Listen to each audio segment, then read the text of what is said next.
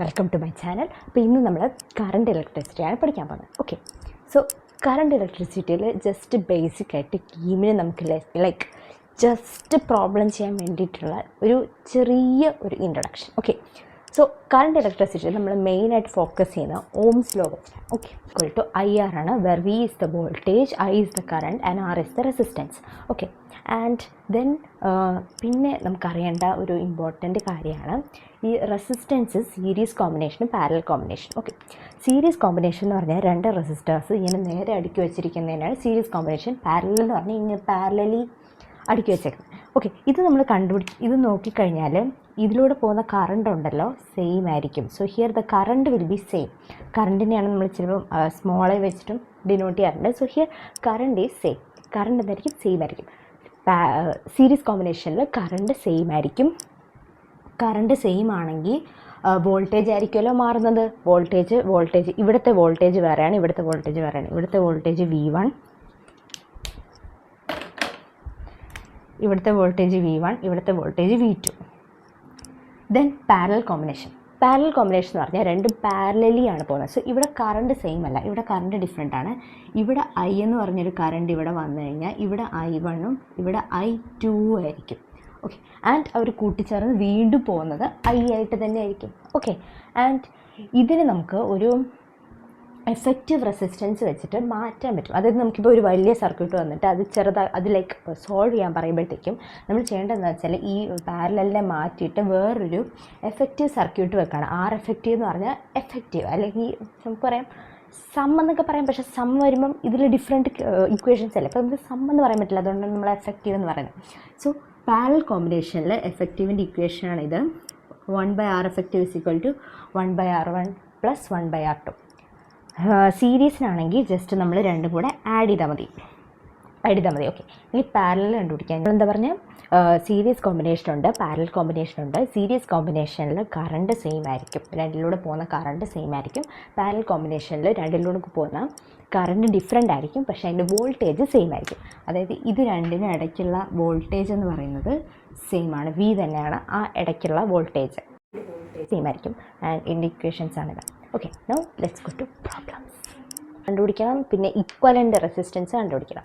ആദ്യം നമുക്ക് equivalent resistance കണ്ടുപിടിക്കാം. ഓക്കെ, ഇപ്പോൾ ഇത് രണ്ടും എന്താണ് ഗൈസ്? ഇത് രണ്ട് സീരീസാണ്. സീരീസ് ആവണമെന്ന് അറിയുന്നത് എങ്ങനെയാണ്? ലൈക്ക് ഇതൊരു സ്ട്രെയിറ്റ് ലൈനിലായിരിക്കും. ഓക്കെ, സ്ട്രെയിറ്റ് ലൈനിലായതുകൊണ്ട് അതായത് അതിനൊരു ബ്രേക്കൊന്നുമില്ല. ലൈക്ക് ഇവിടെ കണ്ടോ, ഇവിടുന്ന് ഇവിടേക്ക് വരുമ്പോഴത്തേക്ക് ഇവിടെ ഒരു ബ്രേക്കില്ല, ഇവിടെ ഒരു കണക്ഷൻ ഇല്ലേ? അപ്പോൾ ഈ കണക്ഷൻ വരുമ്പോഴത്തേക്കും അത് സീരീസ് അല്ല. പക്ഷേ ഇവിടെ ബ്രേക്കൊന്നും ഇല്ല, ലൈക്ക് സ്ട്രെയിറ്റ് ലൈനാണ്. അപ്പോൾ നമുക്ക് അവിടെ സീരീസ് ആക്കാം. അപ്പോൾ നമുക്ക് ആക്ച്വലി നമ്മൾ ഈ പടത്തിൽ തന്നെ മോഡിഫൈ ചെയ്താണ് നമ്മൾ ക്വസ്റ്റ്യൻ ചെയ്യുമ്പോൾ ആൻസർ പേപ്പറിലൊക്കെ ചെയ്യുമ്പോൾ ചെയ്യേണ്ടത്. ഓക്കെ, അപ്പോൾ ഞാനിവിടെ സെപ്പറേറ്റ് വരയ്ക്കാം. ഇത് നമ്മൾ മാറ്റിയിട്ട് ഇവിടെ നമ്മൾക്കൊരു എഫക്റ്റീവ് വരയ്ക്കാവേ. ഇതാണ് നമ്മുടെ R3 ആൻഡ് ശരി ഇങ്ങനെ വരയ്ക്കാം. ഓക്കെ, ആക്ച്വലി നമ്മൾ കീം എക്സാമിന് ക്വസ്റ്റ്യൻ ചെയ്യുമ്പോൾ നമ്മൾ ലൈക്ക് ജസ്റ്റ് ഇത് വരയ്ക്കുക, എന്നിട്ട് ലൈക്ക് ഇതിങ്ങനെ റബ്ബ് ചെയ്യുക ആൻഡ് ഇതിൻ്റെ എഫക്റ്റീവ് ഇവിടെ എടുത്ത് എഴുതുക. 0.5 + 0.5 എത്ര? 1 അല്ലേ? So that's 1. ബട്ട് ഇവിടെ നമുക്ക് ക്വസ്റ്റ്യൻ വേണ്ടത് കൊണ്ട് നമ്മൾ എന്ത് ചെയ്യുന്നില്ല, നമ്മൾ മാറ്റുന്നില്ല. അതുകൊണ്ട് ഇത് 0.5, ഇതും 0.5 ആയി മാറും. Okay, so this is 1 and this is R3. This R3 is also 1. Now these two are in parallel. How do we know it's parallel? Because it is parallel. ഇത് ഇവിടെ R4 ഉണ്ട്. R4ൻ്റെ വാല്യൂ 1 ആണ്. ആൻഡ് ഇത് നമ്മുടെ voltage 27 volt. So ഇത് മൂന്നും നമുക്ക് കണ്ടാലേ അറിയാം ഇത് മൂന്നും പാരലലാണെന്ന്. എന്നിട്ട് നിങ്ങൾക്ക് സംശയം ഉണ്ടെങ്കിൽ നിങ്ങൾ ഇവിടേക്കൊരു കറണ്ടിനെ കൊണ്ടുവന്ന് നോക്കുക, എന്നിട്ട് ഇവിടേക്കൊരു കറണ്ടും തിരിച്ച് കൊടുക്കുക. അപ്പോൾ ലൈക്ക് ഈ കറണ്ട് സ്പ്ലിറ്റ് ആവുന്നുണ്ടോ ഇല്ലയോ നോക്കണം. സ്പ്ലിറ്റ് ആവുന്നുണ്ടെങ്കിൽ yes guys this is parallel. So parallel കണക്ഷനിൽ 1/1 + 1/1 + okay, so here V is equal to IR. അപ്പം I എന്ന് പറയുന്നത് 27/R is 1/3, that is equal to 27 × 3 ആണ്. ഇവിടെ കൂടെ പോകുന്ന total current. Okay, Now we have to find the current passing through resistance R3. R3 എന്ന് പറയുന്നത് ഇതല്ലേ R3. ഓക്കെ, സോ ഇവിടെ നമ്മൾ നോക്കിക്കഴിഞ്ഞാൽ ഈ I ഇങ്ങനെ മൂന്നായിട്ട് സ്പ്ലിറ്റ് ചെയ്യും, I1, I2, I3. ഓക്കെ, നമ്മൾ നോക്കിക്കഴിഞ്ഞാൽ ഇത് മൂന്നിലെ റെസിസ്റ്റൻസും സെയിം അല്ലേ, മൂന്നിലെ റെസിസ്റ്റൻസ് സെയിം അല്ലേ, അപ്പോൾ അതെന്താ ഈക്വലായിട്ടാണ് ഡിവൈഡ് ആക്കണത്. ആക്ച്വലി ഇതിനൊരു കറണ്ട് ഡിവൈഡർ ഫോർമുലയൊക്കെ ഉണ്ട്. സോ നിങ്ങൾ കറണ്ട് ഡിവൈഡർ ഫോർമുലയൊക്കെ അറിയുകയാണെങ്കിൽ നമുക്ക് ലൈക്ക് ഇവിടെ ആറിന് ഡിഫറെൻറ്റ് വാല്യൂസൊക്കെ ആണെങ്കിൽ നമുക്ക് ആ കറണ്ട് ഡിവൈഡർ ഫോർമുല ഉപയോഗിക്കാം. കറണ്ട് ഡിവൈഡർ ഫോർമുലയുണ്ട്, വോൾട്ടേജ് ഡിവൈഡർ ഫോർമുലയുണ്ട്, അത് നമുക്ക് വേറെ ക്ലാസ്സിലെടുക്കാം. ഓക്കെ, ഇവിടെ മൂന്നെണ്ണം സെയിം ആയതുകൊണ്ട് മൂന്ന് റെസിസ്റ്റൻസും സെയിം ആയതുകൊണ്ട് ഈ കറണ്ട് ഈക്വലി ഡിവൈഡ് ചെയ്യും. ഓക്കെ, ഈക്വലി ഡിവൈഡ് ചെയ്യുമ്പോഴത്തേക്കും I1 = I2 = I3 that is equal to നമുക്ക് I0 എന്ന് എടുക്കാം. അങ്ങനെയാണെങ്കിൽ I എന്ന് പറയുന്നത് 3I0 ആയിരിക്കുമല്ലോ. 3 I0കളും കൂടെ ആഡ് ചെയ്തിട്ടാണ് നമുക്ക് I കിട്ടണത്. ഓക്കെ, സോ അത് നമുക്ക് എന്ത് ചെയ്യാം, ഇവിടെ ഇട്ട് കൊടുത്താൽ I0 = 27 എന്ന് കിട്ടും അല്ലേ. അപ്പോൾ നമുക്ക് current passing through R3 = 27. And there is കിർച്ചോഫിൻ്റെ 2 ലോസ് ഉണ്ട്, കറണ്ട് റൂളും ലൂപ്പ് റൂളും ജംഗ്ഷൻ റൂളും. Okay, so Kirchhoff's current law എന്ന് പറയുന്നത് അല്ലെങ്കിൽ കിർച്ചോഫ്സ് ജംഗ്ഷൻ റൂൾ എന്ന് പറയുന്നത്, ഇവിടെ ഒരു ജംഗ്ഷൻ നമ്മൾ കൺസിഡർ ചെയ്യുകയാണ്. പിന്നെ I1, I2, I3 outgoing ആണ്, sum of incoming = sum of outgoing ആണ്. ഓക്കെ, അതായത് ഇവിടെ I1 + I2 എന്ന് പറയുന്നതാണ് നമ്മുടെ I3. Okay, so guys let's go to next question. So this is our next question. ഇത് 2025 ചോദിച്ചാണ്. Find R. ഓക്കെ, ഇപ്പോൾ നമുക്കിത് തന്നിട്ടുണ്ട്, എന്തൊക്കെ തന്നിട്ടുണ്ട്, കറണ്ട് തന്നിട്ടുണ്ട്, വോൾട്ടേജ് തന്നിട്ടുണ്ട്. ഇതൊരു പാരലൽ പ്ലസ് സീരീസ് കോമ്പിനേഷനാണ്. സോ ഇത് രണ്ടും കൂടെ സീരീസ് അല്ലേ, ഉറപ്പല്ലേ സീരീസ് അല്ലേ. സോ ഇത് രണ്ടും കൂടെ മാറ്റിയിട്ട് മൈക്കോണേ. So this changes to 6R, this changes to 8 + 4 12R.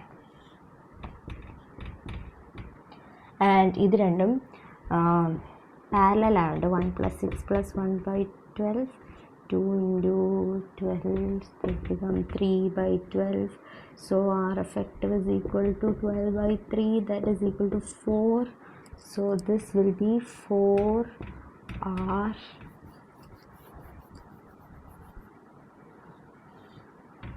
Okay, 4R കൊണ്ട് നമുക്കതിനെ റീപ്ലേസ് ചെയ്യാം. ഓക്കെ, ഇതുവരെ ചെയ്ത് മനസ്സിലായില്ലോ അല്ലേ? Did you understand? Okay, simple ആയിരുന്നു. Then you have to find R. So here we apply Ohm's law. V is equal to IR. വെറുതെ Ohm's law apply ചെയ്താൽ കിട്ടുന്ന നമുക്ക് V = IR എഴുതി. അപ്പോൾ V 4 ആണ്. I എന്ന് പറയുന്നത് 0.25. 0.25 is 1/4. 1/4 into R. So ഇവിടെ R എന്ന് പറയുന്നത് 4R ആണ്. ഓക്കെ, 4R ആണ്. Because that is a resistance, we have to find R, and it will be cut, and we will get R is equal to 4 ohms. R equal to 4 ohms. Okay, so ഇങ്ങനെയുള്ള simple questions ആണ് guys ചോദിക്കുന്നത്. Okay, so അടുത്ത ഒരു important ആയിട്ടുള്ള ടോപ്പിക്കാണ് whetstone bridge. Okay, so whetstone bridge ഇങ്ങനെ ഇരിക്കുന്ന ഒരു സംഭവമാണ് കേട്ടോ. അപ്പോൾ ഇങ്ങനെ ഇരിക്കുന്ന എന്തെങ്കിലുമൊക്കെ കണ്ടു കഴിഞ്ഞാൽ ഉടനെ വീറ്റ്സ്റ്റോൺ ബ്രിഡ്ജ് ആണെന്ന് നമ്മൾ ഓർമ്മ വരണം. ആൻഡ് വേറെ കാര്യം ഓർക്കേണ്ടതെന്ന് വെച്ചാൽ ഇവിടെ കറണ്ട് 0 ആയിരിക്കണം, I = 0. അതെ, ഇങ്ങനെ വല്ലതും നിങ്ങൾക്ക് എവിടെയെങ്കിലും നിങ്ങൾക്ക് കാണുവാണെങ്കിൽ ഇതൊരു വീറ്റ്സ്റ്റോൺ ബ്രിഡ്ജാണ്.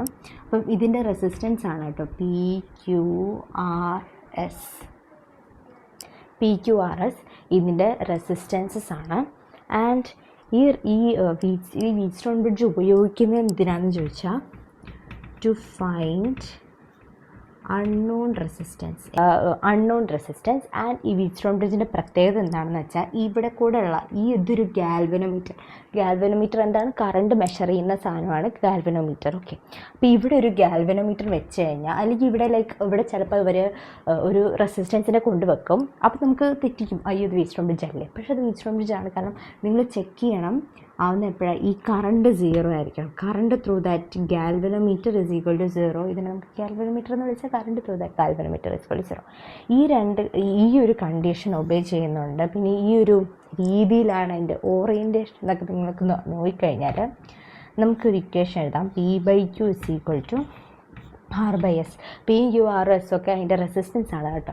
സോ P/Q മുകളിലുള്ള സാധനം equal to R/S. P/Q equal to R/S. ഇത് വെച്ച് നമുക്കിപ്പോൾ ഏതെങ്കിലും ഒന്ന് അൺനോൺ ആണെങ്കിൽ, ഇപ്പോൾ R അൺനോൺ ആണെങ്കിൽ നമുക്ക് പെട്ടെന്ന് തന്നെ R കണ്ടുപിടിക്കാം. ഓക്കെ, സോ 2025 ഒരു സിമ്പിളായിട്ടുള്ള ക്വസ്റ്റ്യൻ ചോദിച്ചു, what is the purpose of the Wheatstone bridge? What is the purpose? It is use to find unknown resistance. Okay, അല്ലാണ്ട് കറണ്ടും വോൾട്ടേജും ഒന്നും കാൽക്കുലേറ്റ് ചെയ്യാനല്ല, just it is use to find the unknown resistance. Okay,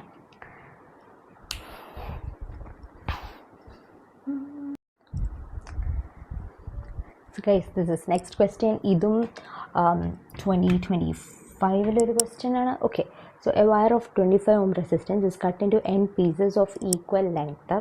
ഒരു wire ഉണ്ട്, ഇതിൽ നമ്മൾ n pieces ആക്കി കട്ട് ചെയ്തിട്ടുണ്ട്. എല്ലാ n പീസസിനും സെയിം ലെങ്ത് ആണെന്ന് പറഞ്ഞിട്ടുണ്ട്. നമുക്ക് അതിനെ എല്ലാം എടുക്കാം, L etcetera. If the pieces are connected in parallel, okay,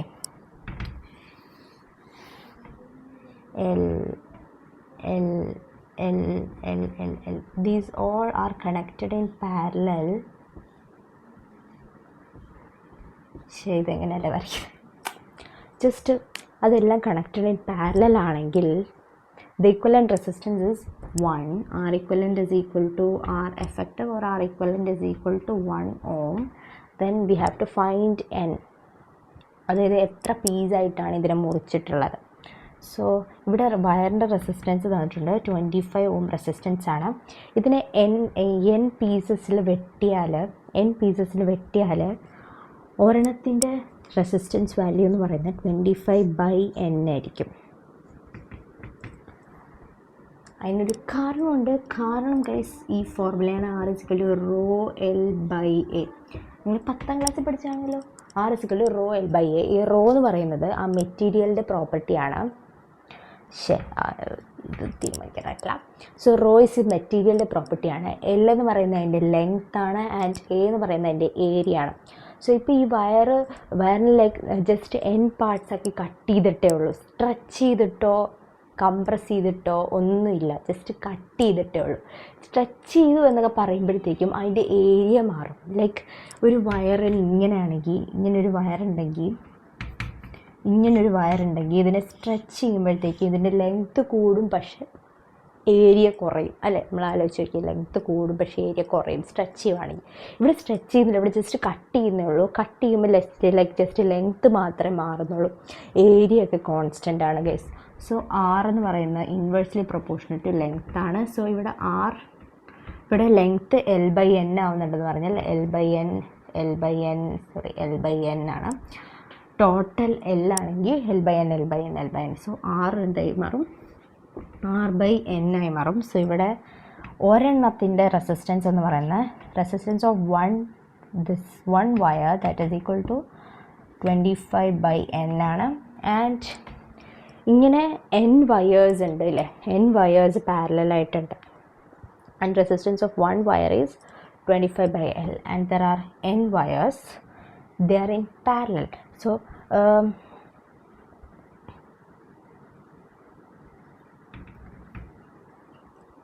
ഒന്ന് ആലോചിച്ച് നോക്കിയേ. ഓക്കെ, ഞാനിവിടെ വരയ്ക്കാവേ.